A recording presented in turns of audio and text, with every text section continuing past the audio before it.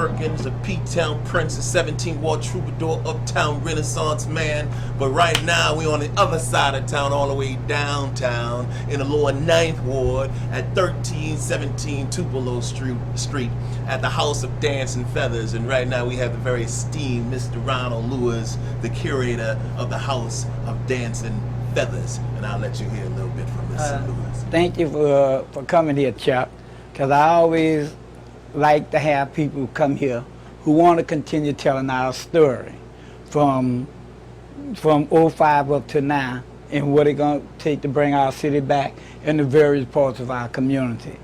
What I experienced on the good side is how people embrace what I was doing.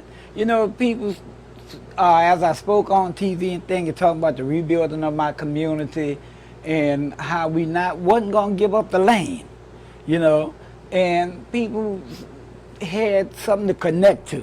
So what they did was they started bringing items here.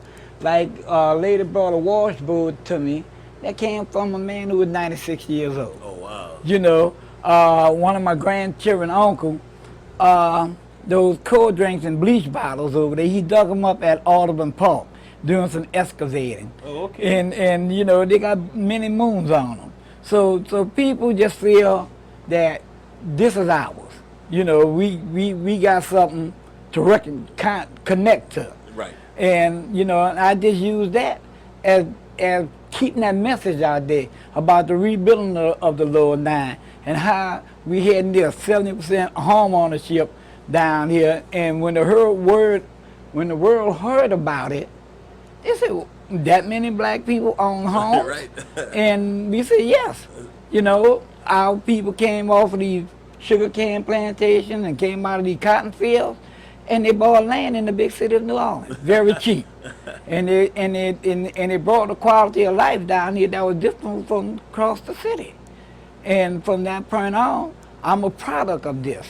And this is why I proudly say that our community gonna rebuild one house and one family at a time. And I use the culture, which is the fabric of our life here in the city of New Orleans, as the vehicle to put the other message out. We have growth, it's slow growth, but when everybody left here, they would look to be gone 2 or 3 days. Right. Now gone into 4 years, over 100,000 our people are still not back in the city of New Orleans. So with those who are migrating back and finding a way to rebuild their lives are making it happen.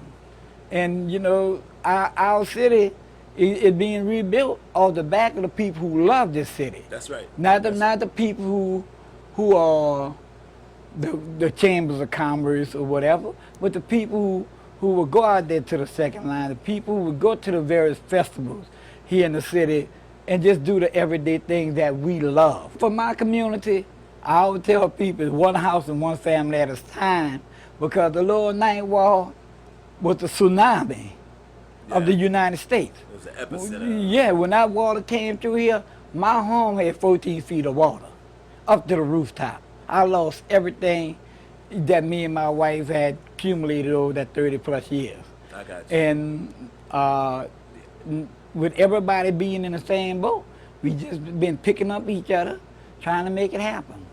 You know, Brad Pitt got his Make It Right program. Then they got the Global Green Project down here.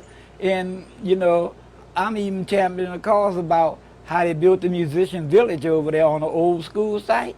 So we got an old school site here in the Lower 9, which I think Habitat would be a great impact if they cross this water. I got you. Yeah, and provide affordable housing for people of this community to come back. I tell people, the streets of New Orleans talk to you. Yeah, it does. Because, you know, we live in the streets of New Orleans. Our homes is our bedding place, but we get out of them doors every chance we get, whether it's barbecue in the yard, following the second line, or just going to some outer social event. And you feel that. You know, you feel the people embracing each other all the time, you know, and using these New Orleans events as a gathering point. Many people come into my museum who grew up in New Orleans, who lived in the Garden District, lived in Metairie, had never been to a second line because of social events. But what they tell me is when their grandparents and their parents told them about when they went to the Zulu parade. But it was something that wasn't talked about. But it was done, you know, because it was like being taboo. But the next generation who's coming out and they being like Columbus, you know, they didn't discover the second line. Right. And now here they are. And didn't realize how wonderful. That's right. That yes, it's our creation, but it's a people event. With the House of Dance and Feathers, I incorporated my life of the culture, from being the president of the Big Nine Social Pleasure Club, being a former Mardi Gras Indian thing, and I took the House of Dance and Feathers and made it a cultural education center for those who want to come here and want to know the truth. Because all these cultural anthropologists and things come to New Orleans, and they be Columbus.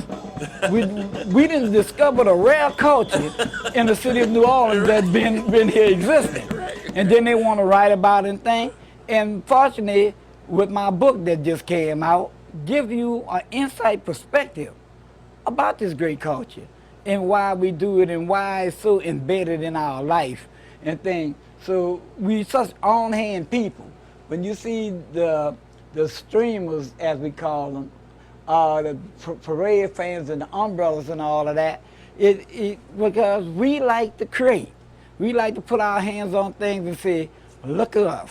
And when you look at that history through the Caribbean, through Latin America, all the way back to the African coast, everything just came through here. Right. You know, when you look at the Northside Skull and Bones, you're looking at tradition in Haiti. You know, you're looking at tradition in Africa.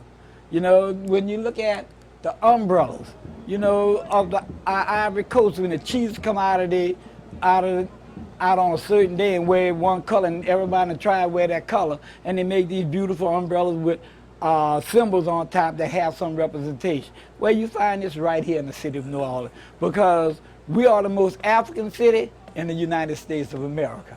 We are descendants of these people. That's right. That came off of those slave ships, that brought all this food and culture and everything to this city.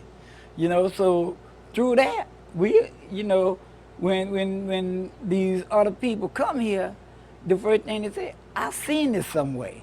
And as they go back, they realize when they was in the Caribbean and seen a street festival or the parades in Cuba, whatever, then they have that connection.